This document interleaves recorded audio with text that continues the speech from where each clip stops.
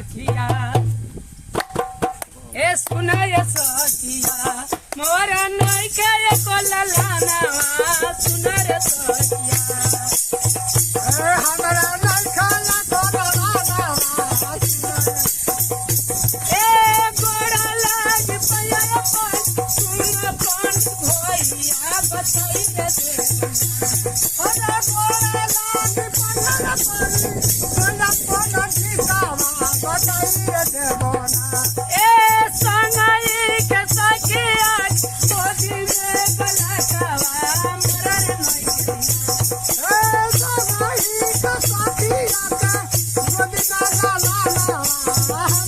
ए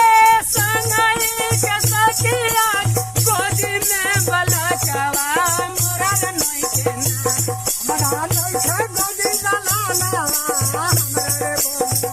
हमरा गोदी मेरे ललाना बोल नहीं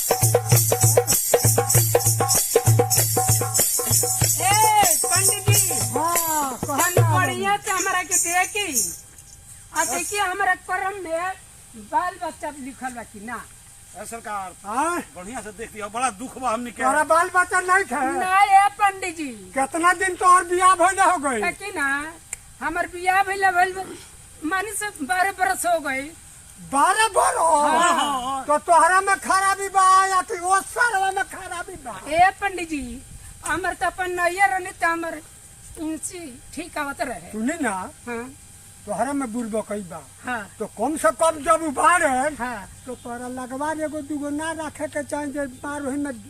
जर्सी गाय लखा चाटत रहत ए पंडित जी हई पीछे हई काहे कानो पर हाथ ए धर पंडित जी अलग से ना ए बतिया दवाई बतलाओ तनी दवाई जजमान एक बार बतलाओ तनी दवाई उतने में लड़कन करे रो हां तो देह पर हाथ मत धरी ना ए दे पंडित जी हमर नैन नु से धन बा देखी हम आज नैयर में कोनो हां हम कोनो बात विचार कैसे नहीं की कैले नहीं को कहले आ ससुर में आ की करे अच्छा, हमर सास ससुर हमर मालिक हमरा की कहू मारी लो त निमन काम होई मालिक तोहर इतना होशियार बारे हनराबो हां कहीं ना उनकरा के कहीं से होइते